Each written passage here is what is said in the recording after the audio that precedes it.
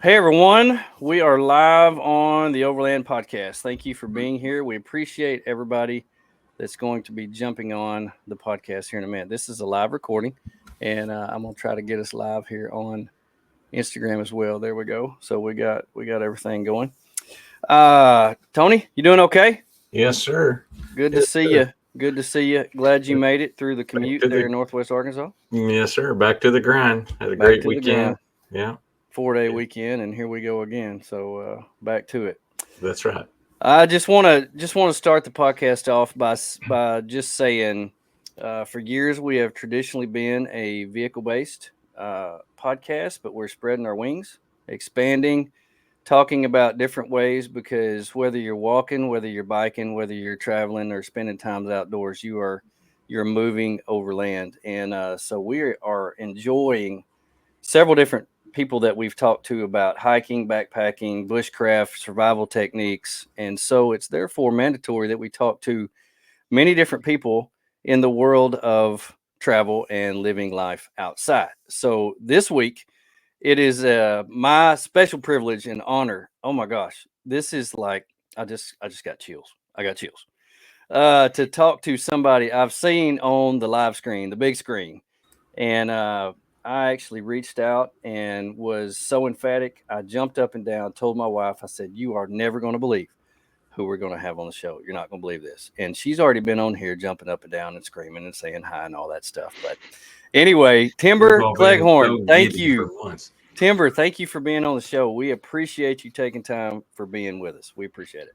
Thank you, man. I mean, y'all are too kind. I'm a nobody.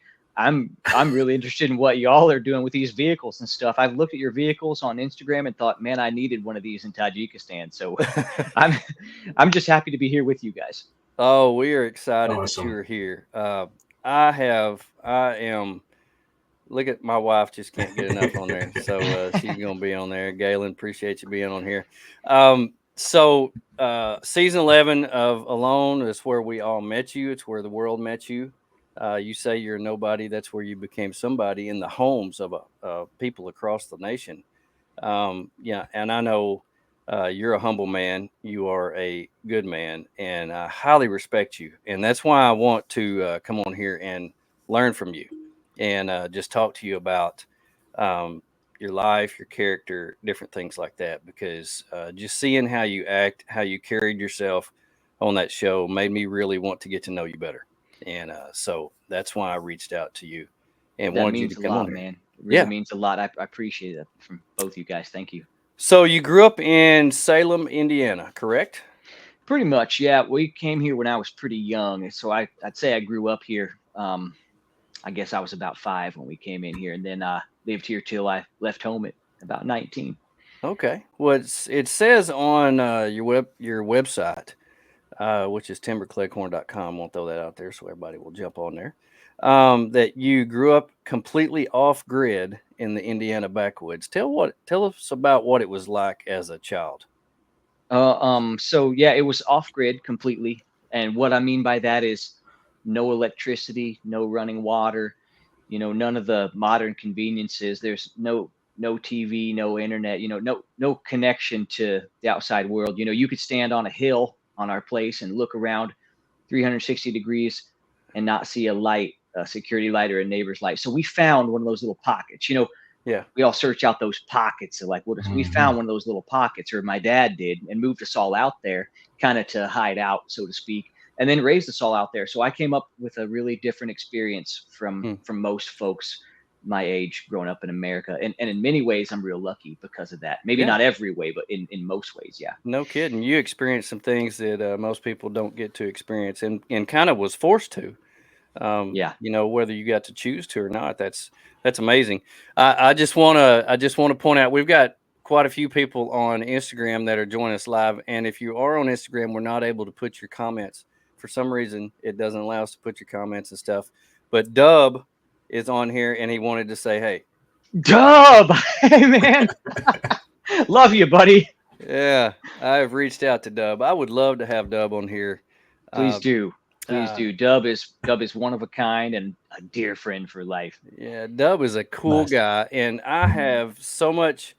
so much respect for that guy because he went through so much when he broke his glasses. Oh my gosh. Oh, And when he created his glasses out of the wood pieces, I was like, I love this guy. This guy cracks me up.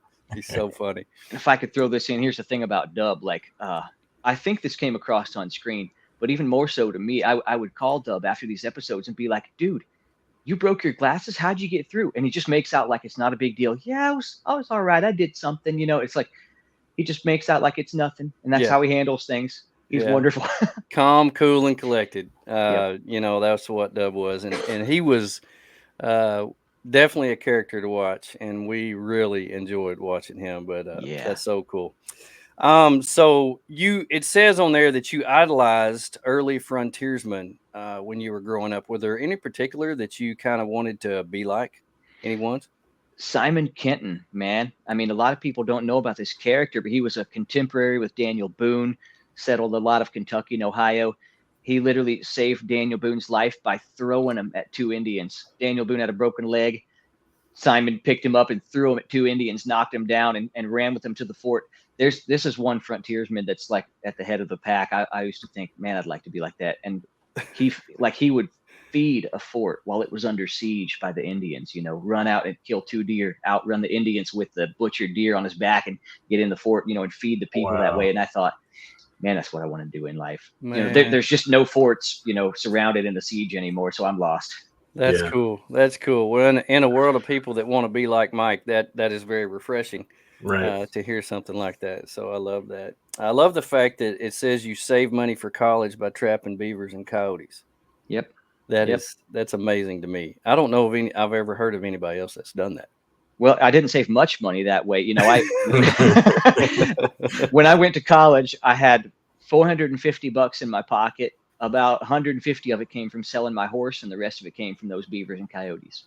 Wow. Oh, wow. That's an incredible story. So you're a dad. You have one son or 2?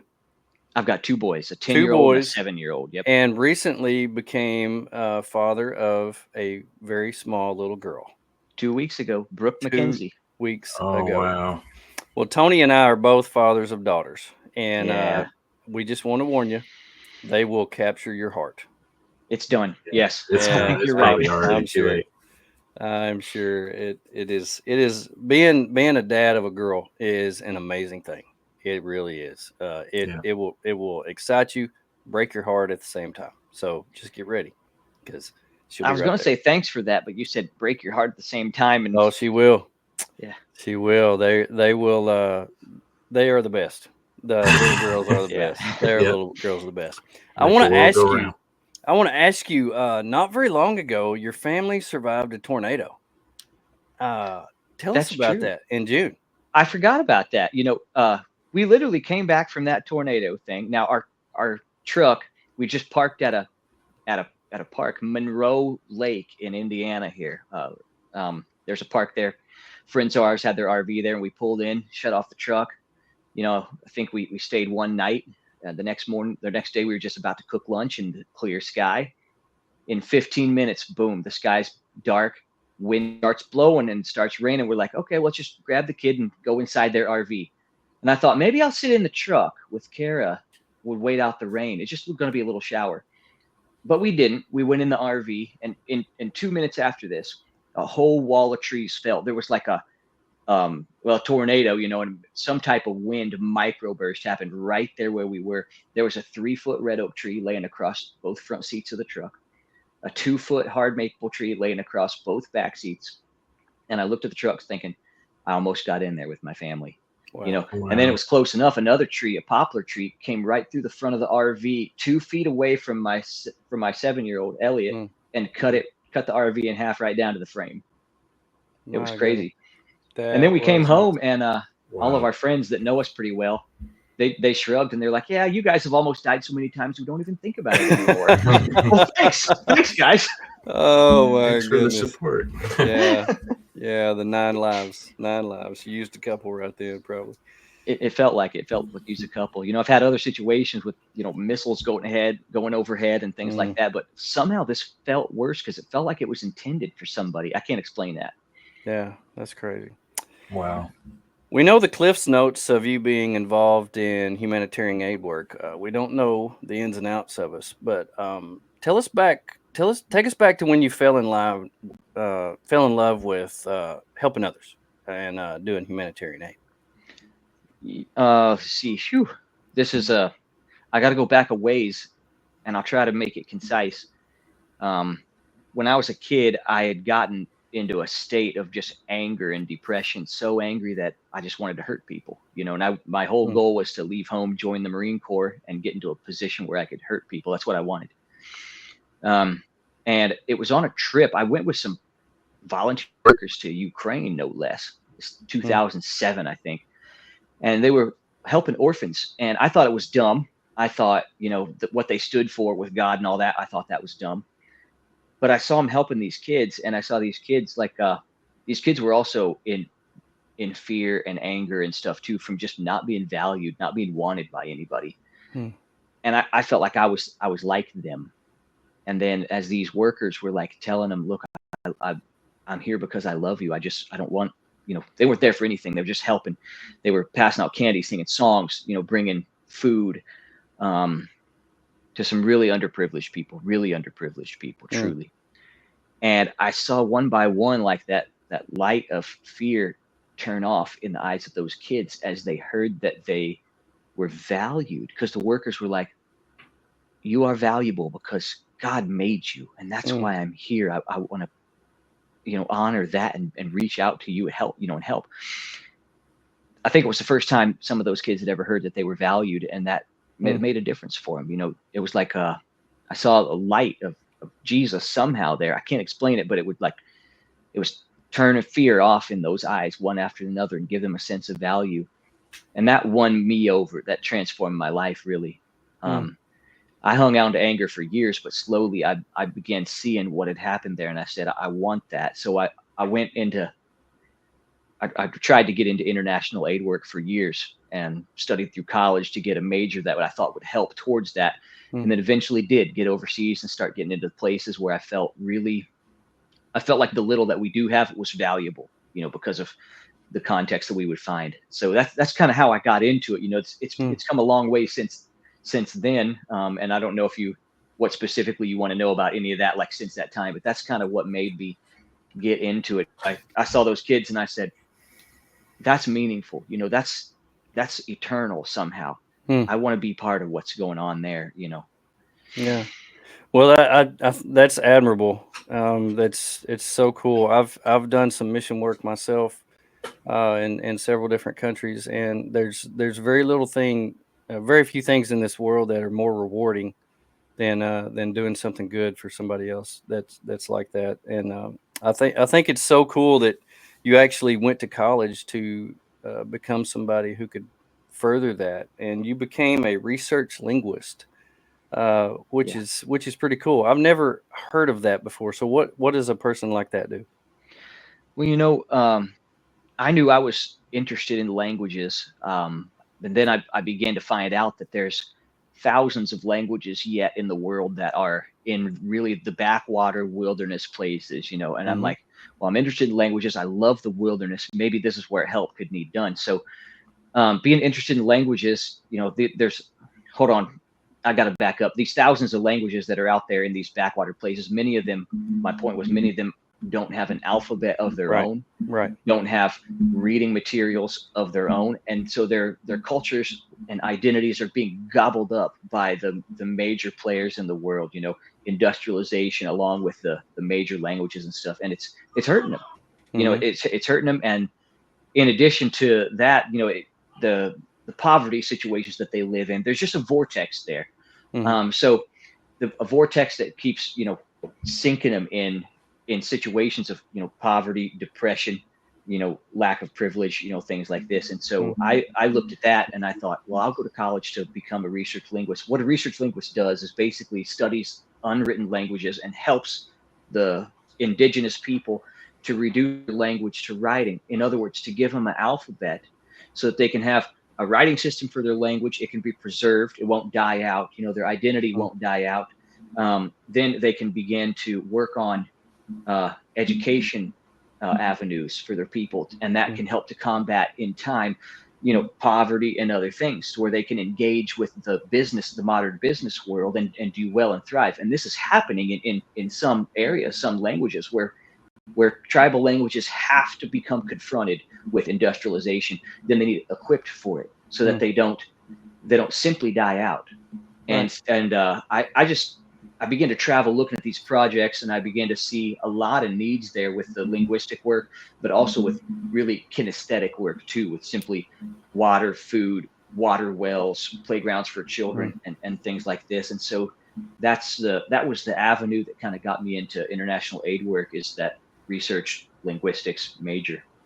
That's amazing. And so you met your wife in college, and you've both lived overseas doing this work together for a time. Is that something that you are still ongoing and doing? Is that something that you want to keep pursuing and as a part of your life? Yeah, man, this really goes into, I wasn't sure that I wanted to until the end of the Alone show. And by the time the end of the Alone show rolled around, I was sure that it's what I still want, you know. And then that informed some of my decision making there, which maybe we'll get into later. I'm not sure. But cool. It's still like, it's our identity, you know. I think it'd be great if I could just be a farmer in one spot and, you know, just help my neighbors and stuff, but I'm not cut out for that kind of guy. I have to go. Yeah. And so that's what my wife and I do. In just a few months, we'll be back overseas on another project, kind of finishing up some loose ends, some things we'd worked on before with some refugees and some research linguistic needs. So it'll definitely be ongoing for us, I hope, the rest of our lives. But awesome. We're doing it a little different way than the ways that had brought me kind of into a state of exhaustion a couple of years ago. Oh, wow. Yeah. I'm sure. Well, helping people is just a part of who you are. I can tell that. You know, just recently, and we talked off air before we came on about how you had just returned from helping the victims out in North Carolina with some friends of yours. Took a little helicopter ride out there and done some things with the United Cajun Navy, which was pretty interesting. And so that was pretty cool. My wife wants to know, what's it like to help write a language? What alphabet do you use? Well, I'll give you a thumbnail sketch. Basically, you can't choose an alphabet and make it fit a language because it's so different. It's its own thing. It's its own world, basically. So you gotta study it. So it can take years, for one.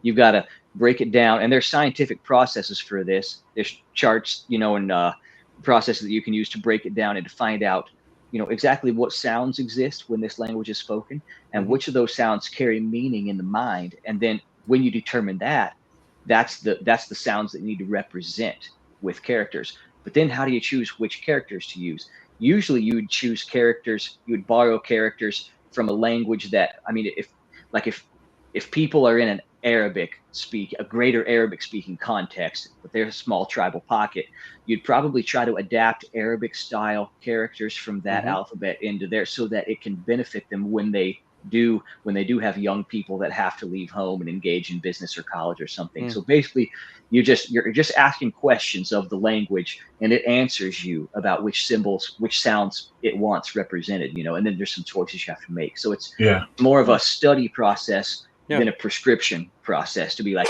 this is what you need. Instead, you ask, what do you need, you know, and you sort it through the processes, get those sounds characterized in the alphabet, then you present and you rework it. You know, will this alphabet work for you guys? They look it over and you're like, no, this one's bad. Okay, well, we'll go back to the drawing board. Are you doing that with younger people or the older people of wherever you are? Well, usually you want to do it with a good cross section of both age groups, because there's very different perspectives in multi-generational demographics, especially in these places, because the older people may have lived. I know one particular place, a project my wife and I worked on in the northeastern corner of Afghanistan, where the older people had grew up living very close to Stone Age, very close to Stone Age, plowing with oxen without even metal points on the plow, just wood points on the plow. But the younger people had cell phones. And so that created such a disparity in their viewpoints. And so normally you're trying to serve all of them. So you'd try to get the opinion of all of them and try to weigh that and make decisions. It's hard. Yeah. That sounds like a huge challenge. I'm kind of curious, how many languages do you speak? I would only say 4. 4. Yeah. Okay. Wow. I dabble around in more than that, but I would say 4. Yeah.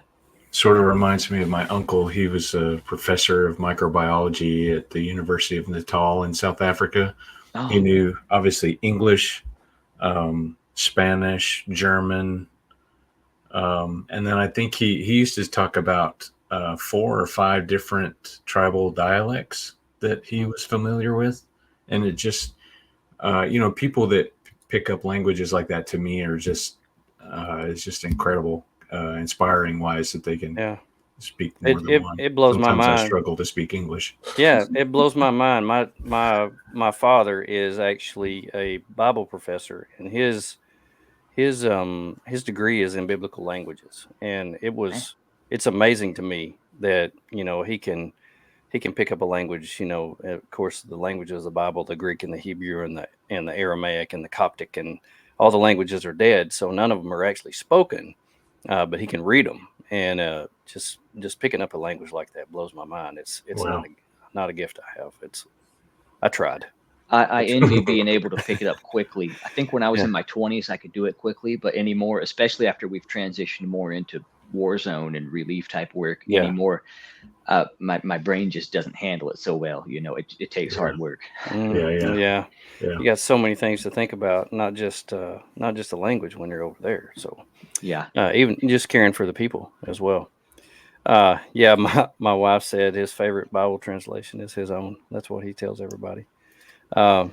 I understand what he's meaning by that. Yeah, well, people ask him all the time. They ask him all the time, "What's your favorite translation?" Because there's so many now, and they want to kind of back him in a corner.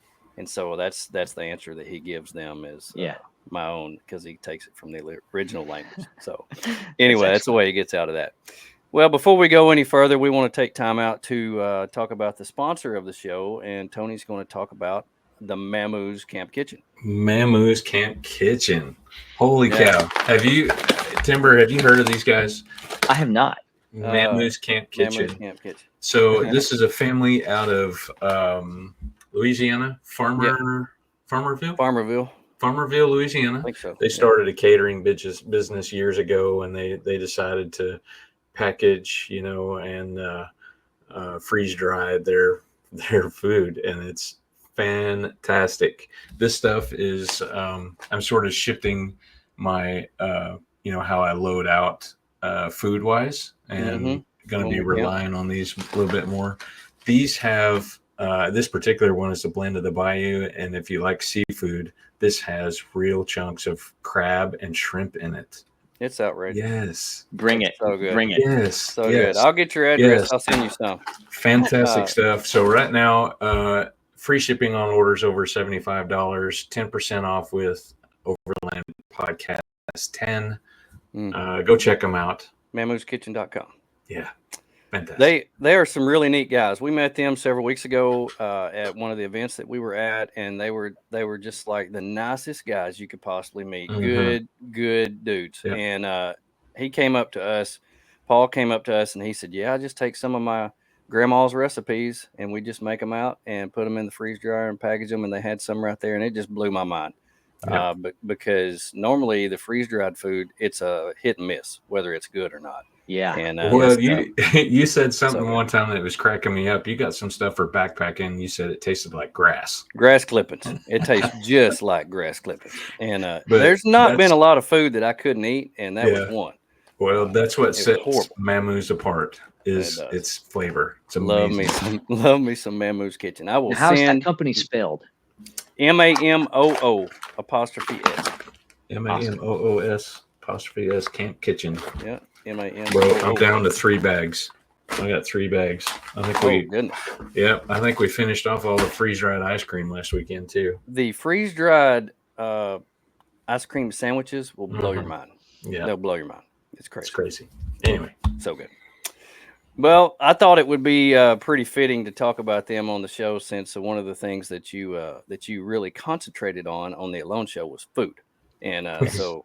Anyway, you probably dreamed a lot about your favorite food while you were there, and I sure did. I just thought oh, Mammoose would be perfect for this, so we'll talk about that. But let's go into that. What was the draw what was the draw for you to be on the show? What made you send your video in to be on the show? Two things. First one, it's my thing. Yeah, true. I mean, I I idealize that type of activity and skill. I heard about the show years ago from a fellow aid worker, and they said, "Hey, there's this show that you're probably cut out for. You should check it out." I watched one season, which was Jordan Jonas's season, and I liked it so much that it hurt. I didn't want to watch it anymore, so I refused. I didn't watch it anymore because it was hard to watch people doing it, knowing that, man, I'll never do this. Um, and then the second reason is that the 2019, 20, and 21 were really tough years, and 22 were really tough years for us in aid work, and we just got kind of burnt out in a lot of ways, really in a bad mental state, me personally. And I just needed a way to step back, but way back. And you can't step farther back than the Arctic, there. That's about as far back as you could step. Yeah.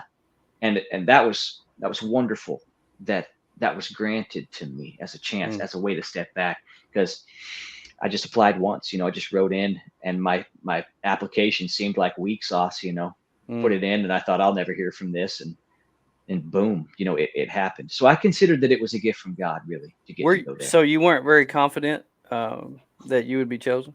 Oh no, not at all. I would say, I was like 1% confident. Like 1%. That's pretty low. I'm like, there's going to be thousands of applications. Had you watched the show before? Just that one season, man. Just that one season. And well, as somebody that's on the outside looking in, just a fan of the show, it boggles my mind the people that they put on there. Because some people you're like, oh, this person, yeah, they're going to do well. And this person, you're like, what? How in the world? They must have had a fantastic video that they sent in to get on. So it blows my mind, the people that get on the show. And of course, throughout the show, they show everybody's videos that you send in. Yeah. And you see what they did to approve. So it was neat to see yours and how cool it was. So anyway, I was pretty confident. I was pretty confident after seeing your video. I thought, man, this guy belongs on here. Well, thanks, man. I was disturbed after seeing my video, because that whole thing in my video where I'm like, it was a militia group. We were training for combat, Well, that's all true, but this is the first time I'm ever saying this to anybody, and for it to be out on TV. See, that was the snippet. You tell hours of your story, and they pick a snippet that they want to tell. So boom, they're going to put that snippet on there. And when I heard that snippet on there, I just panicked inside. Now, they did a good job all the editors did a good job, but I heard that snippet on there. It's like my bio. Yeah. And, it wasn't clarified for a long time that I had gotten out of that kind of stuff, when I, got away from, as I became an adult and got away. So, wasn't clarified for a long time. A lot of people texted me a lot of hate, and they're like, I hate your type, you militia type. And I'm like, look, guys, that's how I grew up. That was my context then. So it was different, man. It was so weird having all that out there. So weird. Yeah. But yes, I see a question. This is the moose from the show. If I get back here real close to it, I'm far away from it. If I want to get close to it, you can see that it's actually enormous. That is so big. Wow. So, sorry to interrupt you guys right there, but that's perfect. No, that's perfect. That is the moose. That is the moose. In fact, I wrote on here, we need to have Mamoo's Kitchen come up with a dish of moose and call it Timbers Mamoo's. I thought, tell them I'll work with them. We'll make food together. I'm going to throw it out good. there. I'm going to throw it out there and call it Timbers Mamoo's if they do a moose dish. I'm still eating moose jerky. I bet you are. That's crazy. That was one of the things, and I'm kind of skipping ahead here to the food, but that was one of the things that my wife was so she had so many questions about, because it did show where you were keeping everything, but you never showed the actual jerky inside the container. She's like, how much do you have in there? I said, do you know how big a moose is? Do you have a guesstimation about how much it weighed? I do. See, on the show, they put 1,200 pounds, but I thought it was like 1,400. But again, I'm not good at guessing. I was just going by like the size of horses, that I've Yeah. had before, Yeah. you know. Yeah.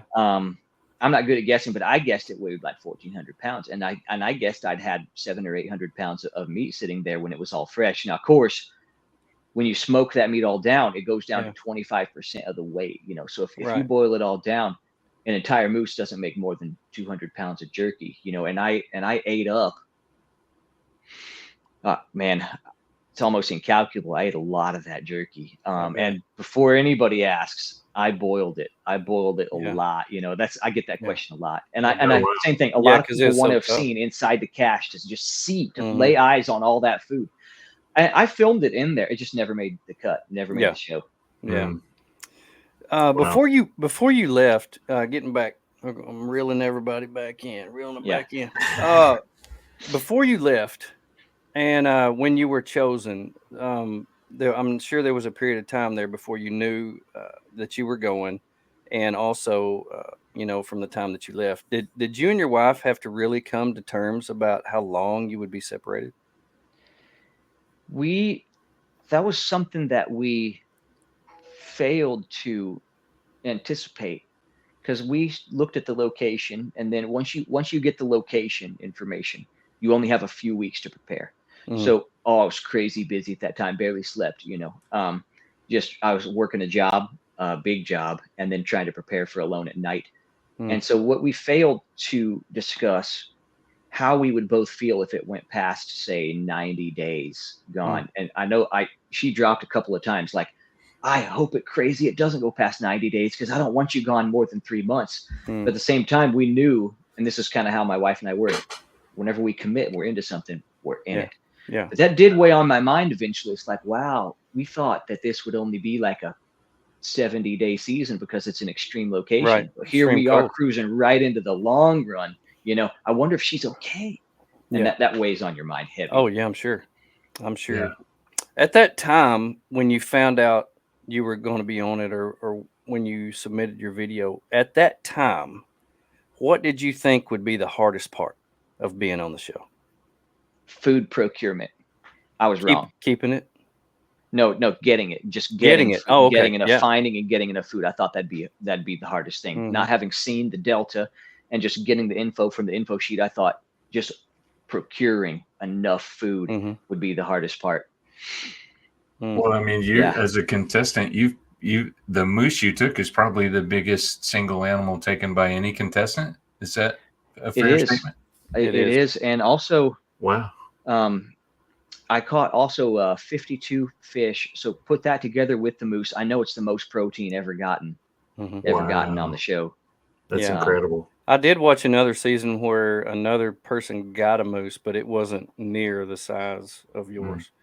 He and I talk occasionally, and it's funny Yeah. because he harasses me about. He's like, "It's so unwise to kill a big one. You should be selective. Kill a little one." He's a jokester. He's really great, Jordan Jones. I bet. I bet. On one of your YouTube videos, you talk about the people on the show. Talk about how they want to be one with nature, and you want to make sure people understand that's a good thing. But you also say that being one with nature doesn't mean that nature will be kind to you. What do you mean by that?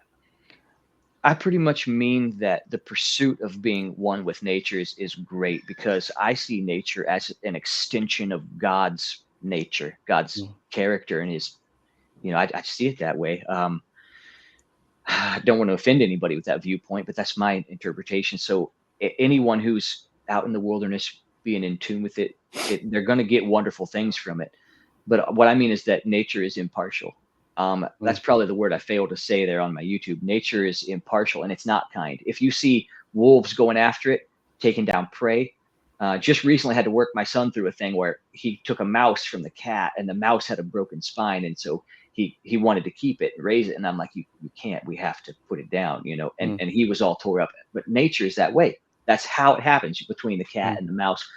Everything out there in nature is brutal, and it is taking each other's lives. It's brutal. It's like that, and nature doesn't have feelings that can be roused towards us. I don't think of just to coddle us. It won't. Yeah. I don't think, but being in tune with it is wonderful, because then it means that if we're in tune with it, we'll put our energy into the correct directions, that it will pay off, I think. Mm. Was there a time that you were able to spend with the other contestants? Were there others that you were able to get close with and become friends with? You get a little over a week before you launch out into the competition. During that week, you're in the base camp. It's a funny dynamic, because it's, all immediately that it's your type of people. So Mm-hmm. Dub, listening to this, like he's at the top of my list for sure. But William and Sarah, Jake, just go on down the list. I could be among them, and I would drop a comment every now and then, like, this could be my tribe. Mm. They have that leathery, wholesome energy that wilderness people have. But you can't get too far with that right now, because you're about to enter a competition where it's nearly life or death with these people. Yeah. So you kind of just, everybody has a little bit of aloof energy, just a little bit, while Mm-hmm. they focus on their own mind and their own strategy. They're preparing for something that, they can't be bothered, with the social interaction. So it was difficult to get to know everybody at first. I didn't read everybody super well at first in base camp. And I think that coming back afterwards, then you get on phone calls. Of course, I got to spend time with Dub and William in the base Mm-hmm. camp afterwards. Yeah. And that was where the deepest connection gets made. And then, but you spend time on the phone afterwards with everybody, and then you really make the connections, because then there's nothing at stake anymore. There's just Yeah. friendship. Yeah. True. Yeah. You talk about we talked about Dusty before the show, and Dusty was one of our favorites on the show because he was from Yeah. Arkansas. He was a hometown boy. But you made a statement in one of your videos or on your website or something. I can't remember where I found it, but you said you had a lot of respect for him because you all were in a position where you had to kill to survive, but he was put in a position where he had stomach issues and where he couldn't eat, and he stated that he would not kill anything because he said it would be wasted, and you had great respect for him but for that. I certainly do. I regard that so highly. And I think that that moment is my favorite Dusty moment, where he said, until I can digest, I'm not going to kill another animal, Mm-hmm. because, he valued their life. Mm. And I, I hope that it can come through on screen also, that I value life like that. I know that I killed so many animals. I was getting so much protein killing so many animals that it could seem like I'm just a overkiller. But I remember a day when I took that rabbit and its head popped off, and I talked about valuing life. I prayed that day. I said, God, if you've got an idea about when I really ought to go home, I don't know. I ain't planning to go home. But if you've got an idea of when, don't let me kill one animal I need beyond this. If I don't need to go beyond that point, stop Mm-hmm. me from killing anything else. And guess what? It stopped. Yeah. I think only killed one rabbit after that period. Mm-hmm. It was bonkers. Yeah, it was crazy. You went straight to fishing there for a while with the little special hooks that you made. Oh yeah, the moose Yeah, bones. the moose bones. Yeah, so cool. Um, One of the things that really caught me and made me realize, because me and my wife talk about this show all the time, and how it's just mesmerizing about how you go out there and spend all this time about yourself. But you make the statement, the real terror of being on this show is that it's a one shot deal. You Yeah. get one shot at it, you screw it up, and that will make you regret it the rest of your life. So, do you have any regrets about making that call? That's a tough question, because I think I'd make the same call again, looking at the ingredients of my life and how I need to face those ingredients. I know that the money could only solve one round of decisions for me. And Mm, then what I would have left is still just me. And that was what I needed the most from the show, is I needed me mm, to be found and well and grounded. mm, And I think that scratching on towards the money afterwards would have been arguing with that peace and wellness that I found inside me. So I think I'd make the same decision again. I think maybe I got into my head too much and got messed up thinking about how the money would mess up my life, but I think I'd make the same decision again. But I'll tell you, you asked if I have any there's a percentage inside me that will always look back and be like, I'd like to be that one man, Yeah. because now having not won, in a lot of audiences' eyes, everything that I did throughout is garbage, because it doesn't lead to a win, Yeah. Well, if Yeah. you look at, there's just different ways to look at it like that. I won't go on because I don't want to take anything away from the actual winner, William, who deserves it the most. Yeah. William was an amazing guy. Oh yeah. And I have a lot of respect for him. One of the few people that did not take a bow and arrow, and how he was able to get all those grouse with that pole just blew my mind. I've never seen anything like that before. That and the level of comfort that he displayed being in those cold conditions. I couldn't Yeah. display that much comfort being in those because I wasn't comfortable. Yeah. Yeah. And the little animal that was always getting at his food, he thought it was a game. And, he played it like a game, and just always had the best attitude. Have a lot of respect for him. Yeah. I wish there was a point really neat guy. system to where, if you lose a certain amount of food, you lose point. No, I'm just kidding. I'm just kidding. Yeah, because he had a lot of food stolen. Oh yeah. Yeah, he was not very fortunate in a lot of things, but But no, in nothing. Don't let anything that I would say detract from the win that William deserves. That's not what I intended all by anything that I would say. People ask me, could you go on? Yeah, I could go on. Yeah. But William won. Yeah, he was well deserving. And I think about it. If you hadn't have made that call, how long it could have went. Forever. You could have still been there. It was amazing. Yeah, I had a big stack of jerky still, and William was still catching fish with his spot and occasional grouse. I think we could have been till spring. And I honestly think Dub could have went till spring too. There's no doubt. He's that kind of guy. Yeah.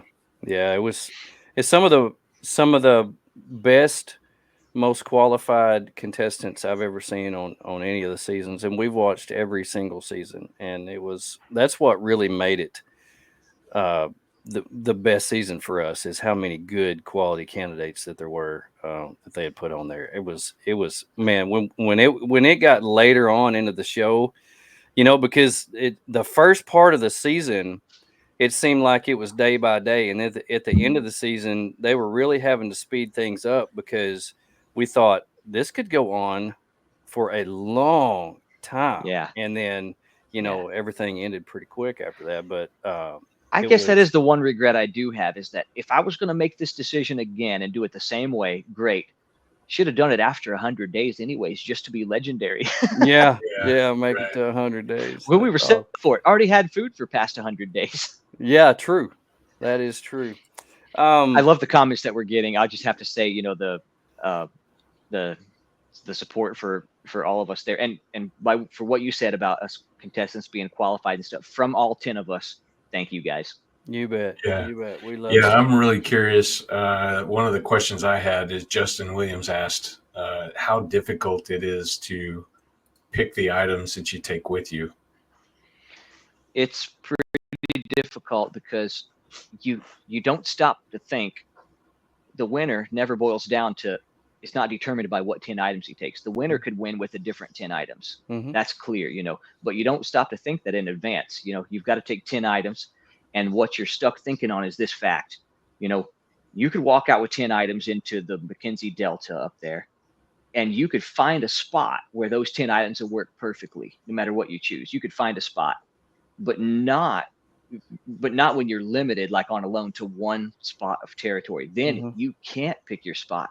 So you better have chosen right, but you can't know anyways. You can't know if fish hooks are going to work or not work. Yeah. You can't know if you're going to need that big saw or not need that big saw where you go. So it's a real crapshoot, and it's a lot of stress. That's true. And this was the first season where they showed how they pick the spots, where you go up and you pick, and it shows you where you are. It's don't totally have, random. Yeah, it's totally random, and it's so neat to see where everybody goes. And since we've got on that, talking about the gear, I wanted to. Of course, we love gear. Yeah, if you know us, you see that our vehicles. We're gearheads. We're super gear people. I like it. Was it a grueling decision? How long did it take you to pick out your 10 things? Well, I guess it took the whole time. I mean, from the time I heard back from them and they said, we want to hear more about you, it was a few months, and I was stressing out about it for all those months. But then really when it comes down to the location, that you find out about location, you have about a month. So that month is real stressful. But there's one saving grace. You can bring one or two other things to the base camp with you, and then switch it out and select the 10 items finally there. And that's a real saving grace. So I took salt with me as something that maybe this will be one of my 10 items.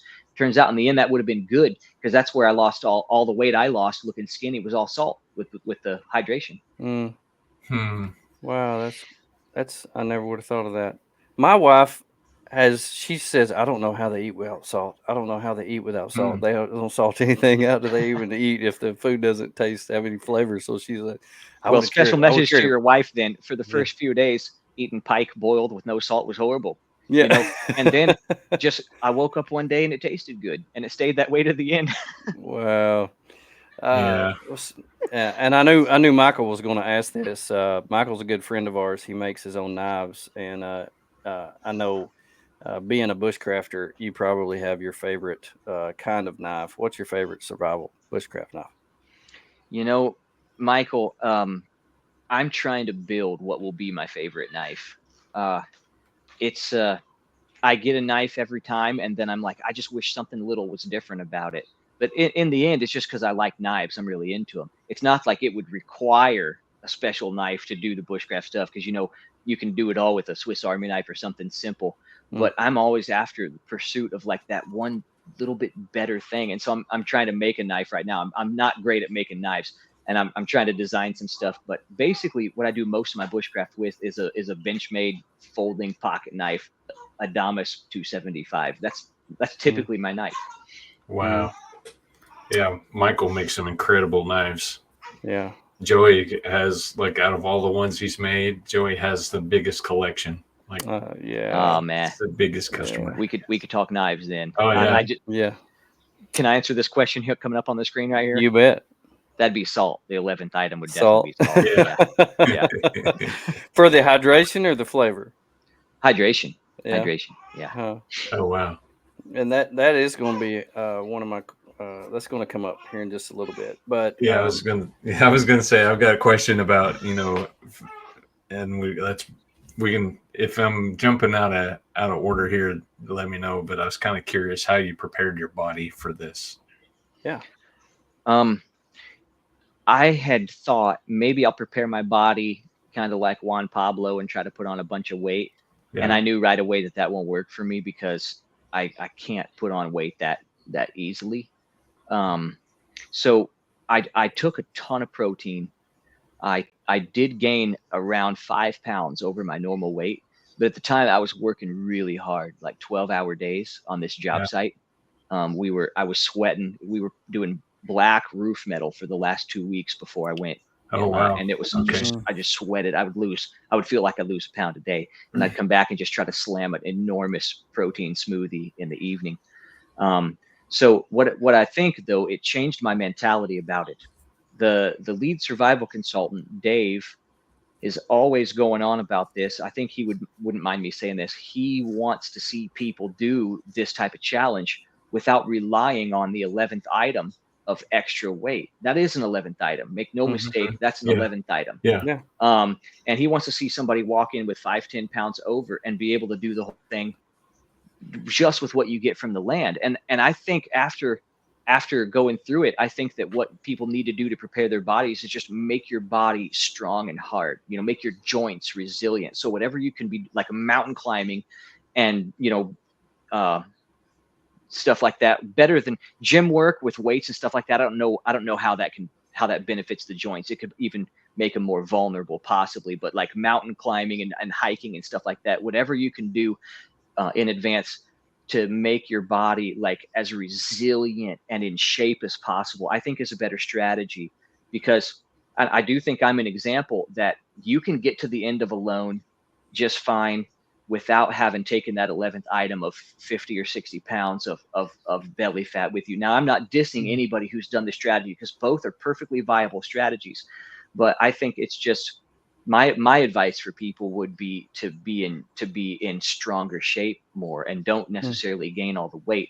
And I guess it comes from the standpoint of it's the only strategy I could adopt because I couldn't gain the weight. So I had to live off of just what I got from the land. And the medic at the end told me that there was no danger of being pulled for weight loss for me. I could have lost a lot more weight. I was still okay as far as body mass index and stuff. So it can be done. If folks are wondering which strategy to choose, it can definitely be done without that 11th item. And I know both strategies are viable, but that extra weight is an 11th item. Wow. I never would have guessed, like muscle health, when you touched on joint, making sure your joints are good. That's Joints are a big deal on the mental factor. I mean, there's been contestants in the show before that were taken out because of injury there. If you're carrying around a ton of weight, your risk for injury is really up, but there's a bigger risk to it in my book. Well, firstly, the discomfort, if you have aching joints all the time, can really work on you mentally, and that can compound over time.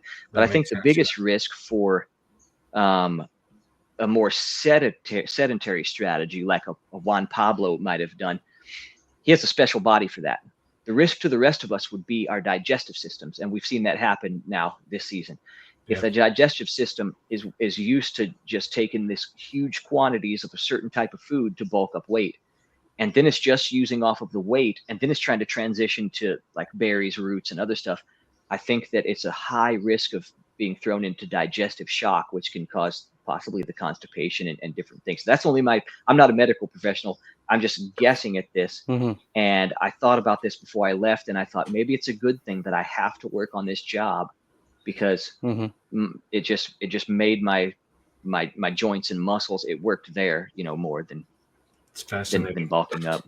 I don't know if that answers the question. You lost quite a bit of weight on the show. And I've seen several people interviewed after the show that said with all the weight that they lost, the things that they did to their body on the show, it's taken them years to recover from that. Did you feel that way when you got back? Did it take a long time to recover?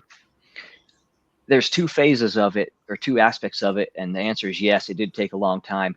The weight, like in about a week, I looked just like I look right now as far as weight goes, because it was water weight. Right. So, but then with my digestion, I came back and I did have pizza and other things like that, and it tore me up. It took me for a rodeo, man, and it was terrible. And it's still not quite right. It's hard, and the teeth are a bad. Wow. That's probably the one thing that I would have missed the most would have been toothpaste. Man. Yeah. Now spruce. No, you wouldn't have missed toothpaste. You would have missed coffee. Spruce tea. Coffee would have been number one. But yeah. But that spruce tea can be a pretty good mouthwash, tooth cleanser. It can help you there. Toothpaste. I just forgot that it existed eventually out there. I don't think you'd miss it for long. Yeah, probably so. That's not your mind goes other places trying to survive, I'm sure. Did you struggle with any physical pain while you were there? I injured my back pushing a tree down, because I had huge trees to deal with. So I had a tree that was about a foot across, and I got it hung up in another tree, and I lifted it in a stupid way, and I injured my back. And for 2 weeks, that really gave me a lot of pain. Otherwise, I really didn't have any physical pain to speak of out there. I'm prone to headaches, but I just didn't get them out there. I don't know why. The one thing that I wondered about on the show, and I'm pretty sure this is not a behind the scenes thing, but how spread out was everything between your shelter, where you hunted, where you killed the moose, where you fished? How much walking did you do in a day? I did too much walking. That's where Dub was pretty smart, having his shelter kind of halfway in the river channel, and in a way it was kind of, I know we had mud to walk through, but mine was a little farther from the river, because I had to kind of go up the bank and go on down through. So about 100 yards from my shelter every time I went to get a pot of water or wash my hands, which you end up doing 1,000 times a day, if you're dealing with fish goo and other stuff. And then from there is about another 30 yards from that trail over to my food cache. That was okay. But where I killed the moose, I calculated it up. I believe I walked about 30 miles total with carrying out all that moose. back and forth, back to camp, and getting it all back to camp. My goodness. By the time I got the hide and the head back and had everything done, I think that was probably about 30 miles in some heavy terrain. So that really took some energy out of me. Yeah. All the while having to watch sure. your back for a predator. Yeah, I was a bloody snack. I mean, come day 3, at the end of day 2, because I got the rest of it carried back at the end of day 2 of the kill. I was so drenched with blood down my rain jacket from carrying meat on my back. I could smell it. I smelled like a caveman that just climbed out from inside a mammoth. You know, I smelled like that. A grizzly would have thought I was great. Oh yeah, he called you lunch for sure. Yeah. One of the things that probably made you one of the most popular contestants all time was the way that you passed the time. And that's one of the biggest things one of the things that I think about the most is when I'm watching the show is you're out there with no TV, no cell phone, no way to communicate with the outside world. It's just you and nature, and passing the time and how you pass the time is one of the most incredible things to me to think about. So did it seem like at times that time would fly by, or did it drag all the time? Did you have to constantly keep yourself doing something all the time? I think it dragged more than I would care to admit. I'd like to hear from the other contestants someday on this topic too, but time is elastic to me. You know, there were times that just flew by, but after about day 50, after about day 40, time didn't fly by anymore because it's getting dark, you know, and it's most of the day is darkness. Ended up being just about 3 hours per day of twilight. It's just twilight, you know, and then that's it. 21 hours then of pitch darkness, I think, in the sleeping bag. So that dragged. That really dragged. And then you can't even do the guitar songs and the crafting and stuff once that you're in the sleeping bag, just trying to dwell in your mind. So I think the time really dragged at that time. But then you kind of come to peace with that towards as the day 80 mark went by, and then those last few days, I started feeling like I needed that much quiet time as what I was having in sleep bag. I felt like I had to have it. Weird. Wow. Well, you were one of the best I've ever seen on any season at finding things to do. You made a guitar. You actually made a music video with your guitar, and you can see that on your YouTube channel. Hope everybody will go watch that. That is phenomenal. Thanks, man. You made games, you danced, you sang, you did little, I don't know, video things that was entertaining. You just seemed like you were having fun, enjoying your time there. Do you feel like having a camera around and the requirement to film everything really helped pass the time, keep you busy? Oh yeah. That Gave you camera something to do? became Wilson for me. Yeah. Yeah. Oh, That's funny. I needed Wilson. that camera. Yeah. There were times when I would be eating fried fish, because the one thing that didn't make the show at all was that I got golden crispy fried fish that I did 50 days. For full 50 days, I had a meal of fried fish, it fried in moose lard, and it was all crispy and just delicious. Wow. And there would be times that I would feel so ashamed of having it that good, you know, with the fried fish, that I would feel embarrassed to be filming it, to present it to her, and I would try to turn the camera off, and then it just felt uncomfortable to not be sharing that experience with anybody, you know, and I'd have to turn the camera back on. So the camera really helped. It helped having to think, I'm going to do something for the camera. So then I'd come up with a game or something, but it also helped processing my inner self, because if I'm just in the wilderness, I'm not even going to talk to myself about the dark things of the past or this or that or whatever, you know. I'm just gonna leave it in the well where it is, and then, you know, I don't process it. But having to talk about stuff to the camera constantly caused me to accidentally just process things that I didn't even realize, and that went in really became part of my transformation story, I guess. Wow. That's so cool. Let's talk about your shelter for a minute. Tell us the idea, the vision you had behind a place that you would end up spending, like you said, about 90% of your day.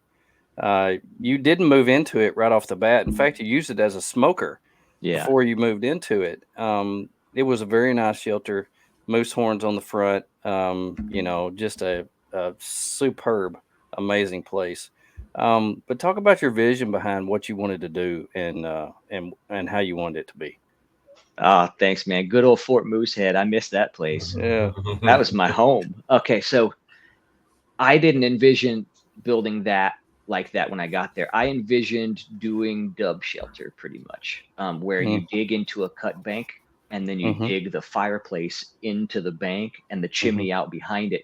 That's my favorite thing to do with the bushcraft shelter. It's the shelter I auditioned with to get on the show. I did exactly that, and then Dub did it. That's what I wanted to do, but I would have I just didn't have any of the ingredients. I didn't have a bank that could be used like that.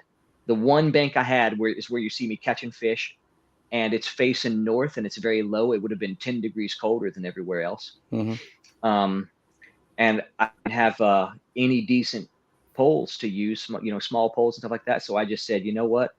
I'm going to cut these big old trees and just make a lean-to. So I stressed out about how to do the fireplace. And as you know, that caused me problems with the smoke for a while. Yeah. Yeah. My whole plan was to cut into a bank and build a fireplace that way. If I'd had any rocks, I'd have, of course, built a rock chimney or something like that.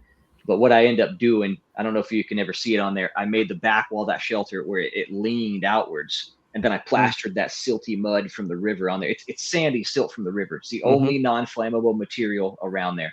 And if you plastered it on vertical and it dried out, it just sloughed right off like sand. So I made that wall lean and plastered it all on the wall this way. And that's how I had that firewall on the back. And it caused me problems for a while, but in the end, things got better and the smoke drafted better and it was okay. That didn't send me home or anything. Yeah. Oh, that's but awesome. I loved that shelter. Good old Fort Moosehead, man. It was a home. It was a home with a door that didn't even squeak when it opened and closed. That was so cool. We got a few questions I want to get here too.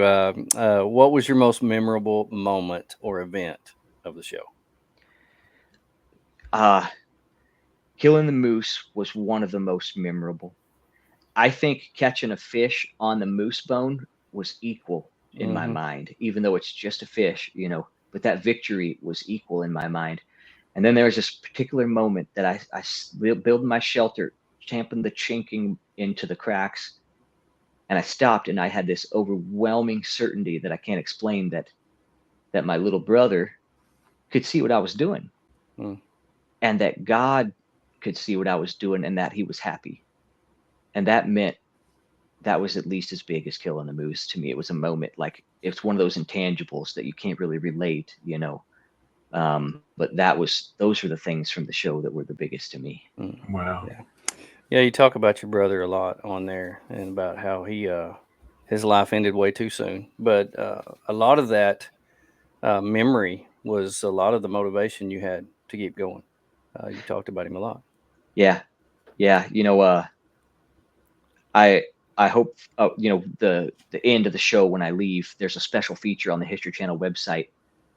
And the producer asked me, what do I think my brother would have thought of my time out there? And I'd encourage anybody, if you're interested in any more content, just get on the History Channel website and watch that little snippet. I meet my wife in the camp there and stuff, but I was thinking about my little brother from beginning to end, really. And I think he really would have loved it. Yeah. Wow. I think he really did love it. How do you think the show changed you? It's hard for us to self-evaluate a lot. My wife is here. She could maybe speak to this. Those words would be more meaningful than my words, but I guess I would say that Alone has showed me what's more valuable in life. It showed me more about me. I really enjoy quiet a lot more. I used to talk too much just to cover up the fact that I'm an introvert and full of anxiety. I used to just talk too much, but now I don't need to do that. I can just sit and be silent for hours and just be totally satisfied. And also, I think that one way it changed me was just coming away with a certainty that I'd seen a piece of God, at least a small piece. I hope that sticks with me forever, because oh my gosh, it was really something, And what I mean by that is not any visual thing. I just mean that and was in the experience. He was good. God was good to me out there. People said I was lucky, but I You were blessed. instead think that God did some good stuff for me. Yeah. Wow. I think He'd do it for anybody. I'm not special. Please understand, Yeah. everyone. I'm not special by this. I'm not God's favorite person. I'm a hooligan, but I just think God do wonderful stuff for anyone. Wow. I started putting on the bottom of the screen your website. I want to encourage people to go there because you have some blog articles on there that are incredible. And one of the things that you write on there about, you talk about the most critical survival skill that you can Oh have. yeah, And you say it's not this, it's not that, it's hard work. Um, and on the show, you proved that you worked so hard every day. There was only a day or two in all the time that you were there where you were sick, you didn't feel good, that you didn't do much. But the yeah. rest of the time, you were always doing something, always busy. That's true. That's true. I worked too hard from a from a strategy standpoint. I worked too hard, but from my own standpoint, I didn't want to miss a dang thing from the experience. I Mm, didn't want there to be a snowflake fall and I didn't see it. yeah. Well, there's certain restrictions on this interview that we had to go through with the History Channel, but I know you can't talk about everything. But uh, you do have a book coming out where Yeah. you talk about so much more, and I want to encourage everybody. Memoir of a Wild Man is coming out, so tell us what we can expect this book and how we can get a copy of it. Well, the cool thing is, I was just working on the last formatting and stuff today for this book. I think it's safe to say that it'll be available worldwide on Amazon in a week. I think I can make that. That's the deadline I'm going to make myself keep, and we'll Mm, make it happen.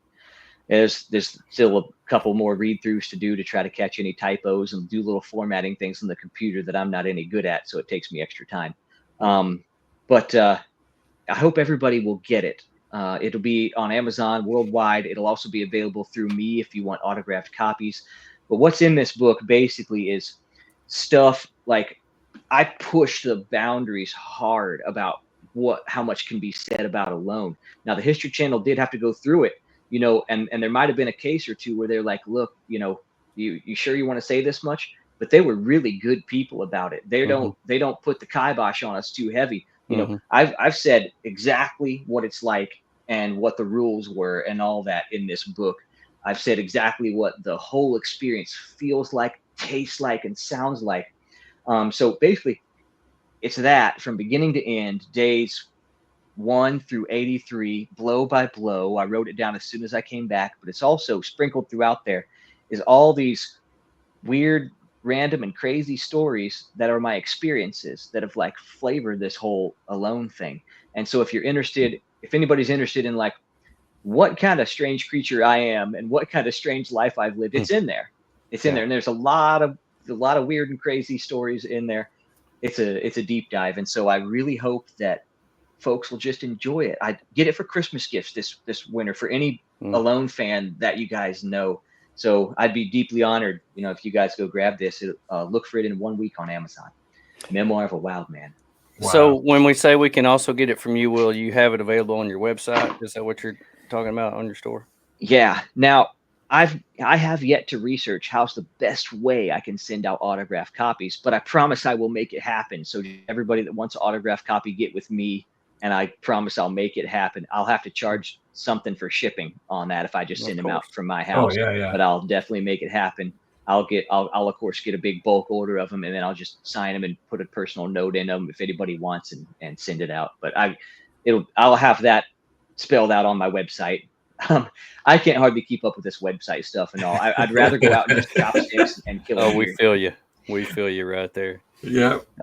Is there anything you filmed they didn't show that you wish they had shown? I wish they'd have shown me boiling the jerky. That's Mm, for sure, because it would have just answered so many questions. I wish they'd have shown my stack of frozen fish in that food cache that I made and how safe it kept the food from that wolverine that tried to get in there. I wish they'd have mm, shown that a little bit. And yeah. then I wish they'd have shown how I got that fish back in the river. There's a fish that got away on a big stringer pole, right? and then I got the fish back. Well, that was pretty incredible, that event. That's in my book, but I wish they'd have shown that more specifically. Parts of it had to be cut just the way they had to story tell with amongst all the contestants going through there. Yeah. Wow. That's cool. Well, I want to encourage everybody to follow Timber on Instagram, Facebook. It's at Timber Cleghorn and YouTube. On your YouTube, you can look up Timber Cleghorn as well.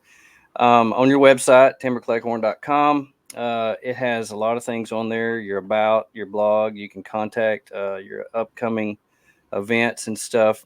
I love that you are not afraid to talk about your faith. And I appreciate you sharing that on here. Greatly admire that. You're someone who genuinely cares about others, and I love that. I would love to attend one of your events that you hopefully will put on in the future.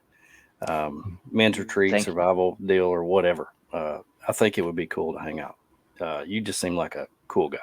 Right. Well, that means a lot to me, man. And I know I'm just a bozo who I'm just a strange little creature. I'm nothing special, but I would be greatly honored just to meet you guys.